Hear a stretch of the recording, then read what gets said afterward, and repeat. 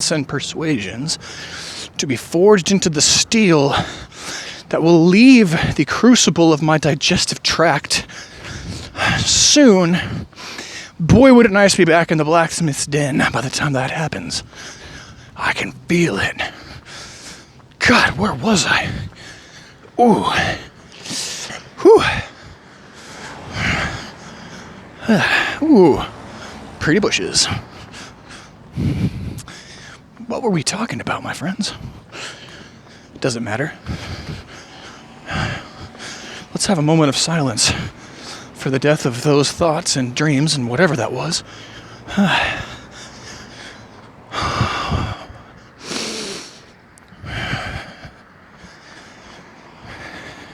You think I was kidding, don't you? No, moment of silence. Let's go. Let's go.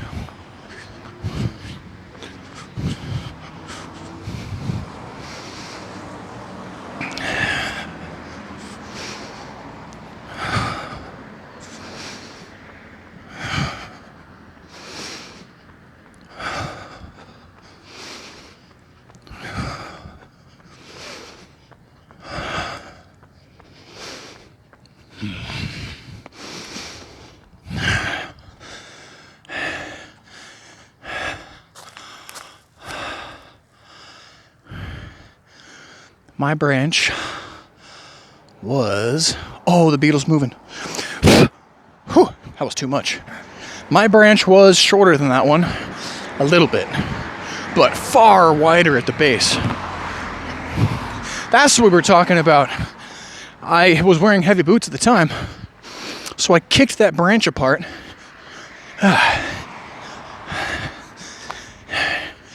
Well, I kicked off about a third of it.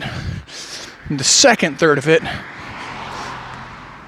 okay, a quarter of it fell to my boots. The next quarter, I brought out thwack. Thwack is my lovely, beautiful, seductive, menacing mistress of a machete. It has about a 2.5 foot handle and an 8-inch blade or so, shaped like half of a bell, cut vertically, if you take my meaning. So almost, the whole thing together looks almost like an axe, whose blade is very thin,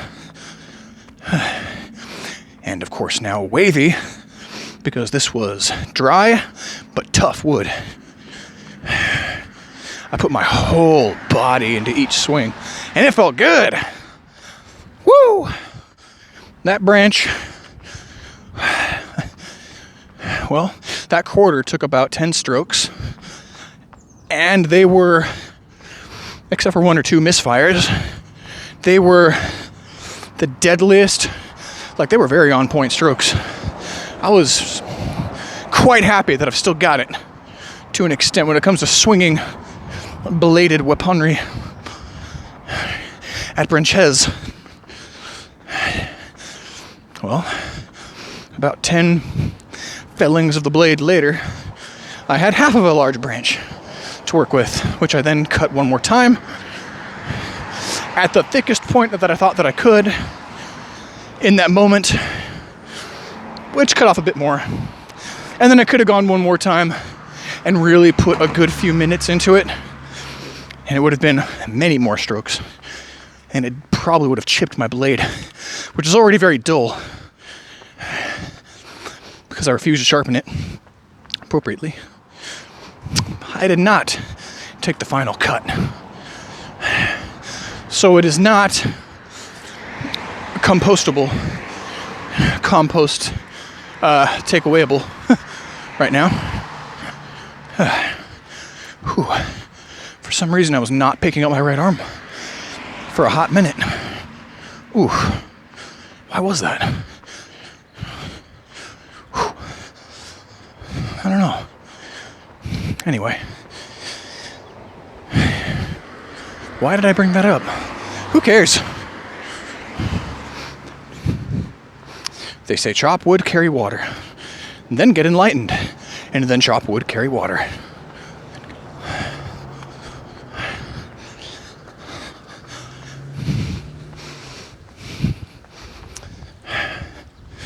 well, I can still chop wood, and I am myself quite the cheeky, dangerous maverick version of a tall drink of water, aren't I? Not ice water, though. I'm definitely lukewarm. Actually, I'm on the warm side right now. Where's that strawberry lemonade? From like 5 miles ago. Remember that? Back in the dusky twilight by the fire, talking about how we were going to talk about dreams and good things, draw roadmaps, and plan things out so that we can run the sacred, clandestine, rogue-like, cheeky, sexy mission of broaching a distance halfway to the horizon and meet it halfway and find ourselves in its gorgeous and bejeweled arms. Or was that just a sunrise I was talking about? You don't get to know. Yes, you do. I half was and half was not referring to a sunrise. Sometimes we gotta let these letters and words just lie, you know? They don't have to become anything.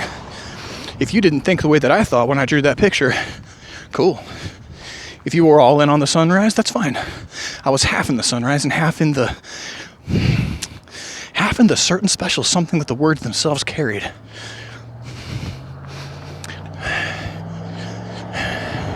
Could take you anywhere. Or nowhere. We're human after all. We can do these things. The charge of feeling. God, the charge of feeling. I don't mean it like electric charge, although I do. Remember what we just talked about with half meanings? Well, the meaning that occurred to me first, when that phrase occurred to me, and launched itself out of the helipad of my mouth without my consent, or tacit consent, was that I was considering that I've been given a task, a charge. Over 2 years ago, I was given a charge. 31 years before that, I had a charge, or was to receive a charge in due time. Say what you want about childhood and adolescent lack of responsibilities. You still have to be a person, and that's what I'm talking about. Part of being a person is, as you develop, particularly the second time around, after you achieve majority and have not died by wolf bite, it's kind of on you to grow, isn't it? You don't have to unless you want to, and if you want to, you have to really work for it, don't you? And it is likely that the second growing period is going to be an extremely pockmarked situation. Because the damage itself is a rich and textured, corrugation-laden path. And if we seek to repair the path, we seek to target the areas that are really, really damaged first, a lot of the time. Sometimes we go where the work is easy, and that's fine too. But other times, we gotta get in there with pickaxes and elbow grease. And our broadswords, remember those? Or did we leave them by the fire? Shit!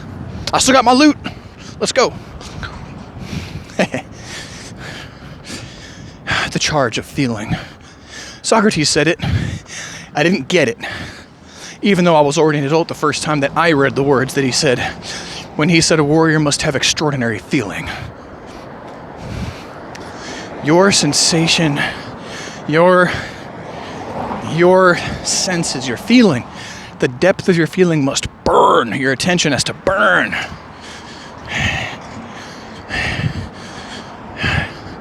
Profound feeling.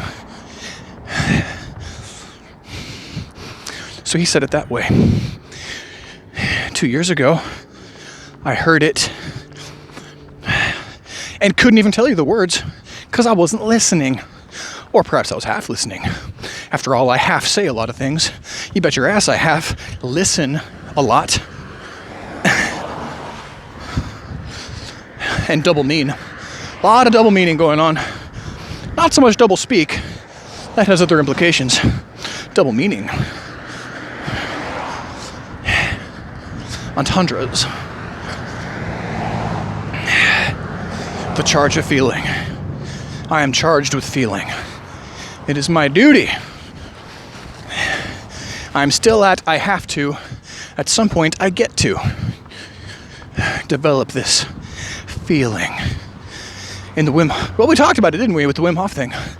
Focusing on the embodied condition while down there in the deep dives.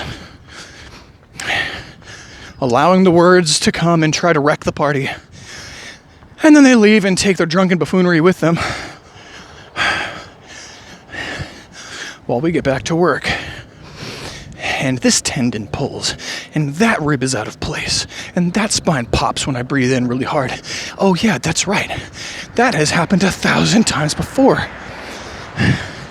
Maybe I named that chattering spinal piano key a few times, here and there, since the first time that I noticed that it was there. But even if I did it help me? Did it help me have a imminent experience that included the knowledge, the attentive, costless, bandwidth, non-siphoning awareness that I have a chattering ivory key bone out of place. Just enough that near the back and the top of my lungs, when I inhale, every few times I do it, it pops. Well, ain't that right about a thing? That's why we get embodied. That's why we do things like yoga nidra, which has you just focusing everything you've got on one body part at a time, as hard as you can, and then moving on until your whole body's lit up. You know, years and years and years later, after you've been doing it every day. You, not me.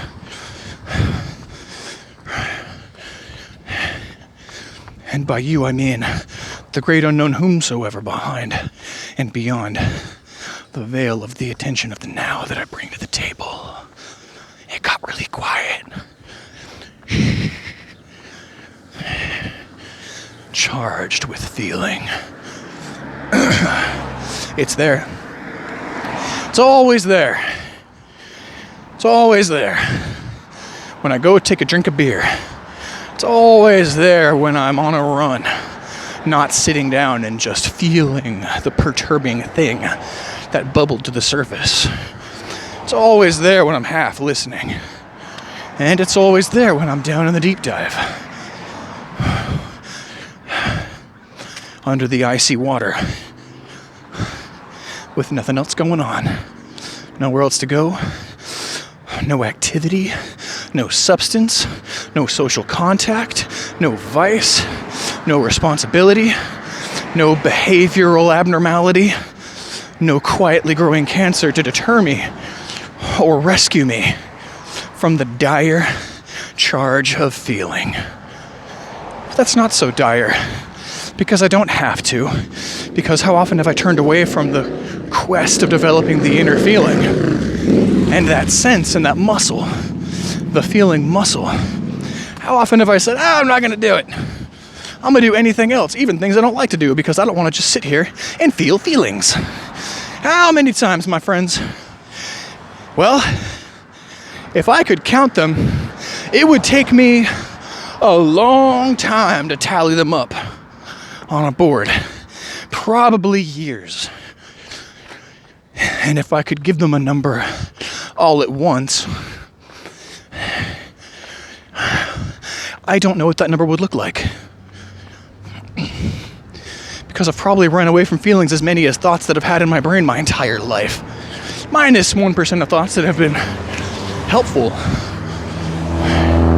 and attentive and actually doing what they intend to do in terms of bringing me back to feeling.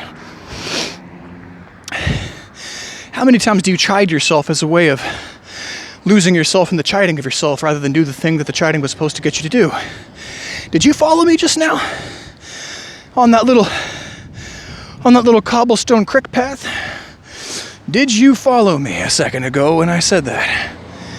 How many times Have you thought a thought just to think it and not feel? How many times have you chided yourself on the thinking of a thought that was covering the feeling of the feeling?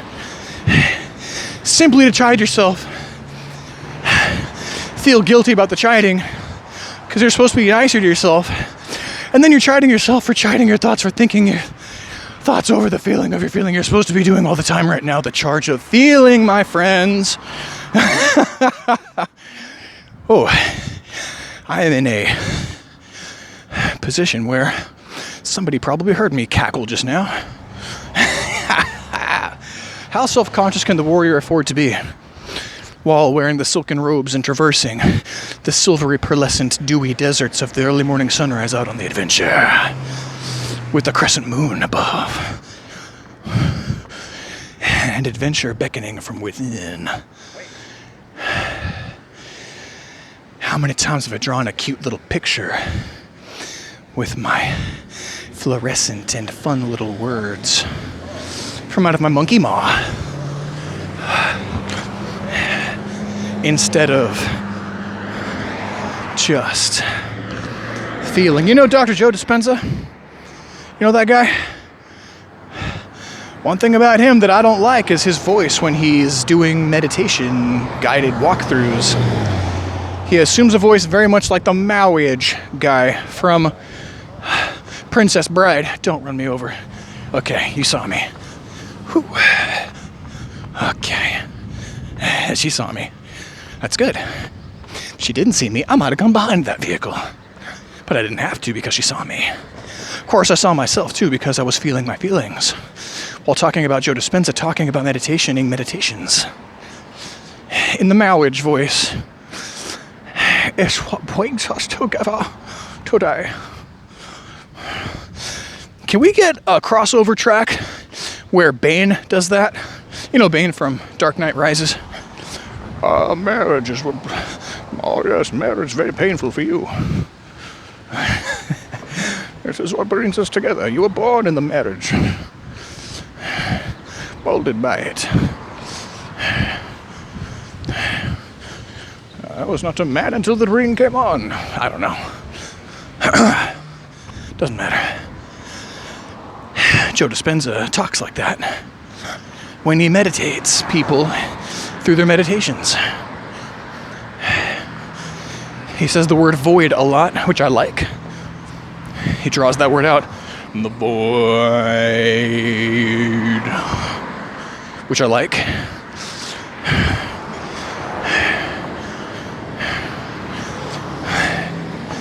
But one thing that Joe always does, that bugs the shit out of me, and now you know why, is he is always following up his sentence. He does the Miyamoto Musashi thing.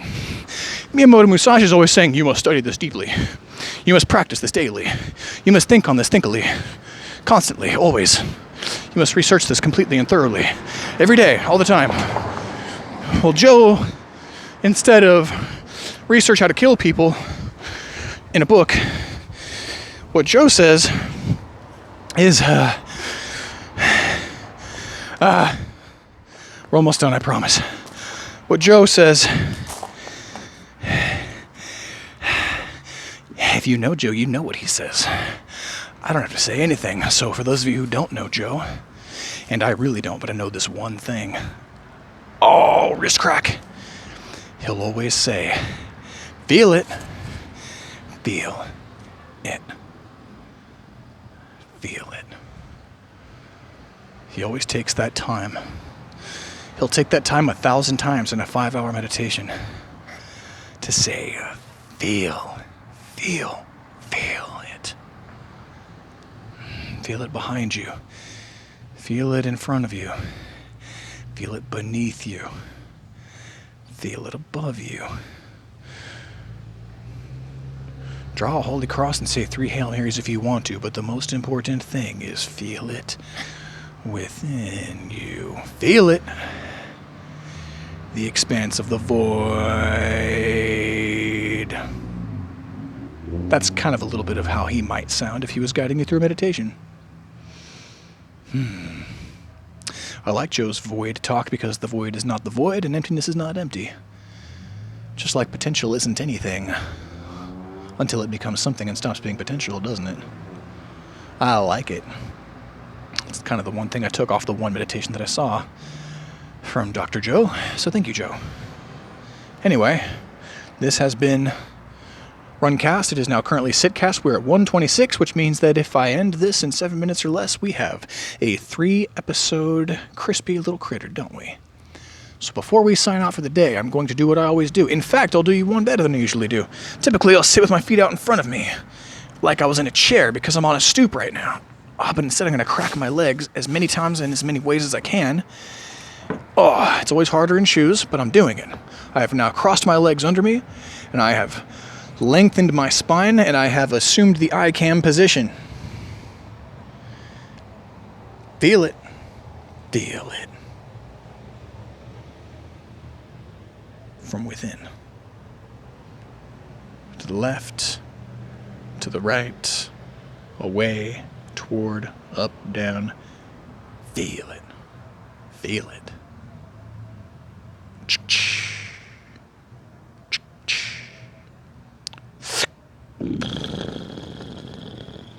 Now, while the fire's lit, before we sign off for today's adventure, we take 3 breaths together. Are you ready? Go.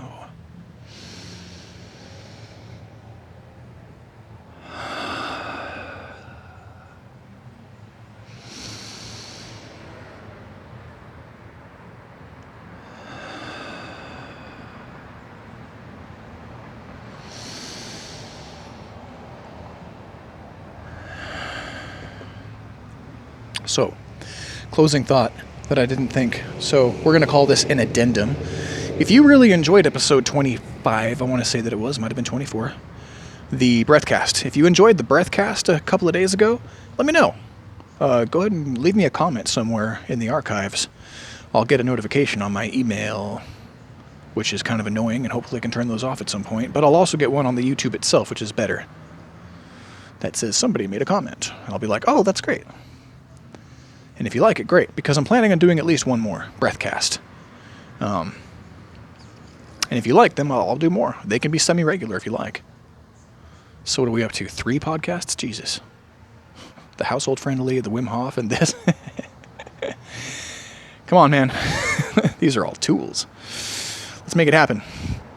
Remember, until next time, whether it be tomorrow, a week from now, or from the other side of the grave as I come at you from your own subconsciousness and prod you with love to look into your own heart, as I will right now with my words. Feel it. Feel it.